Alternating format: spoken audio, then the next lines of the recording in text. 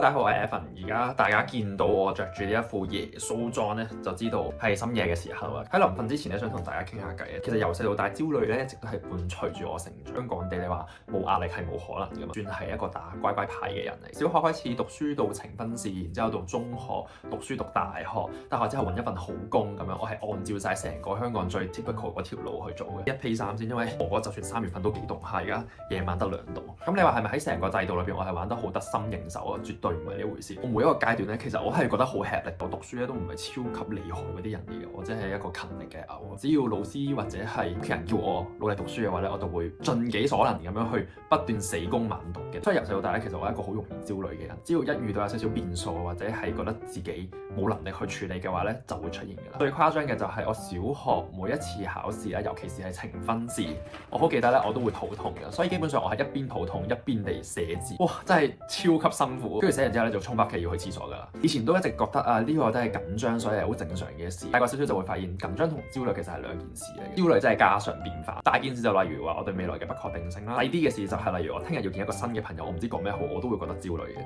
但係大個咗少少之後咧，我就再深思呢樣嘢究竟對我嘅人生有咩意義咧？其實通常我對一件事咧覺得焦慮嘅前提咧就係我有呢個能力去做嗰件事，即係我唔會覺得自己因為做唔到總統而覺得焦慮呢樣嘢，因為我根本就冇能力去做一個總統。當大家對人生或者對工作、愛情上覺得焦慮嘅時候，其實你已經入咗鋪嘅，你係有能力去做好嗰一件事。唔知大家信唔信風水啊？咁前嗰幾年係有算命，佢哋都俾咗2隻字俾我啦，就話我係身弱，身體個身，弱者嘅弱。大師就話我呢一類人咧，同普通人咧嘅能量咧其實係有差別嘅。譬如普通人嗰個能量巴係有咁長，可能我淨係得佢嘅一半。其實都講得幾準下，因為我係一個好容易攰嘅人。譬如我翻屋企咧，我係需要攤喺屋企可能10幾分鐘、半個鐘，我先可以肯收拾下屋企啊，執自己啲嘢。喺呢幾年咧，我就慢慢地覺得啦，而家好多時候我嘅焦慮感咧，其實係嚟自我唔夠時間用啦，點解我人生進條好似同其他人唔一樣啊？我比其他人慢啊呢啲嘢。我發現咧，只要我維持我呢個咁短嘅能量巴嘅程度咧，一直都係高嘅水平嘅話，咁我就冇咁焦慮喎。譬如話我今日嘅 to do list 就係有任務 A、B、C 咁，當我做完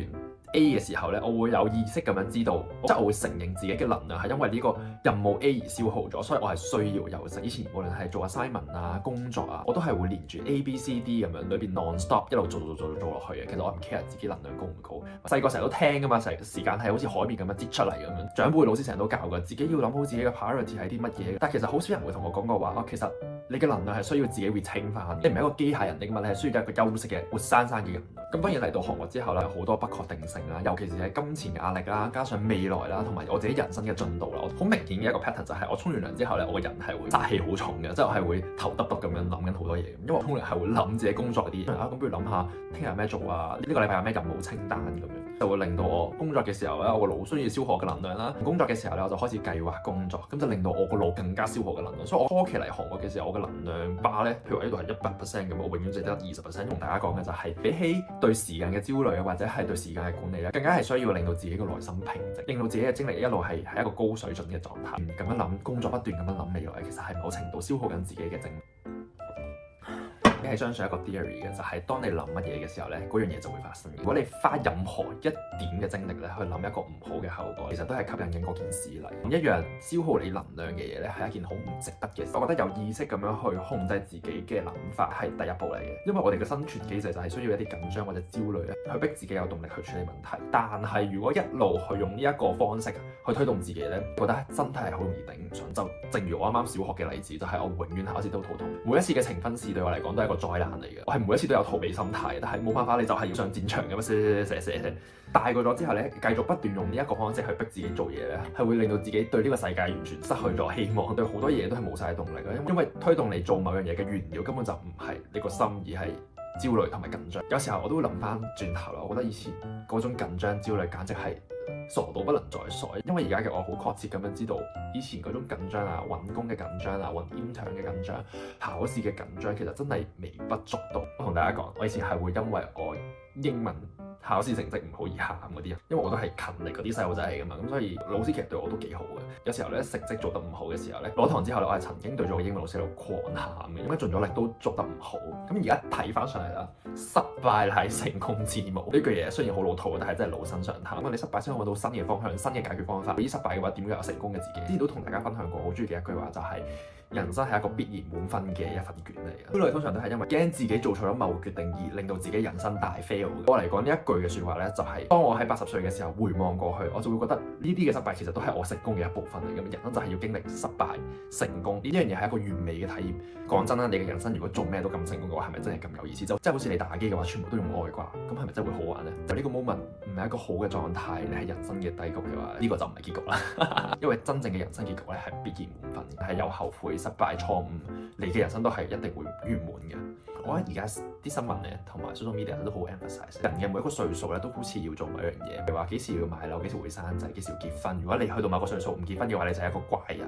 我係唔係好 buy 呢一套，咁我就要分享下我朋友嘅 auntie， 唔開名嘅，所以大家都唔需要擔心有私人嘅問題。呢個 auntie 就喺佢年輕嘅時候咧，就同一個男仔咧，一個男人拍拖10年，而家都已經差唔多係真 auntie 嘅40、50歲，其實佢嘅學歷係唔低啊，佢做好多嘢都係好成功添嘅，佢係一個 PhD 嘅學位，佢嗰份超級高薪嘅工作，所以喺以前嘅佢嘅同輩之間咧，佢係好成功嘅，完美的愛情，有一份好好嘅工作。咁但係去到後尾，turn out咧，其實佢同呢個男人係冇結婚，唔係大家世俗裏邊就所謂開花結果嘅愛情。但係佢活得好開心，同唔同嘅朋友齊埋起咗一個好大嘅別墅。有時我聽電話嘅時候，我係 feel 到佢發自內心嗰種對生活嘅熱愛同埋開心，口齒伶俐。喺某個年紀，你話要結婚生仔係一件好好嘅事，但係保持單身唔係一件壞事。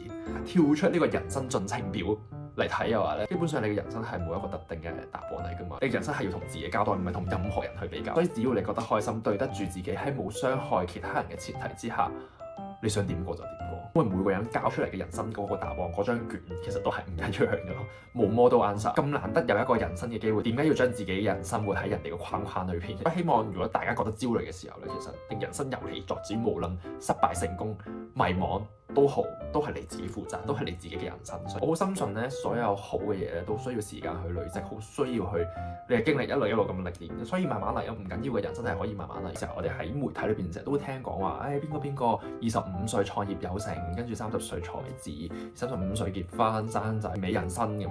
好多時候睇啲 case 可能都係社會上嘅少數，經常攞一個少數同自己比咧，對自己係咪真係好唔公平？即係大器晚成，一步一步先係正常常態嚟噶嘛。所以比起呢啲少數嚟講，其實大部分人做嘢都好慢。我都係一個好最後而家20尾我先嚟拍片嘅人。大家而家都影緊好短嘅 reels 嘅時候，我而家成日拍長影片，但係唔緊要㗎。我覺得長影片我更加得心應手，樂在其中。最後我想講嘅就係，我哋得到呢個人生實在太寶貴，太多嘅時間去焦慮啊緊張咧，係咪真係咁值得？咁我終於就已經講晒我想講嘅嘢啦。其實影呢套片之前，我自己都有諗過，自己唔係醫生，又唔係啲咩研究 professor， 咁有咩資格同大家講焦慮？不過我覺得拍 YouTube 開心嘅嘢就係將自己嘅 idea 可以傳遞到唔同嘅地方。如果影呢啲內容嘅話咧，可以安慰到更加多嘅人咧，何樂而不為？大家如果中意呢啲片嘅話，就記得 like、subscribe 同埋 comment 啦。我而家就要同東東瞓覺，因為佢喺我隔離等咗好耐要瞓覺㗎啦。我哋下條片再見。佢一直都係呈現緊呢個姿態，由頭到尾望住我拍片。其實佢係好想瞓覺嘅，但係佢一定要跟住人類先瞓到。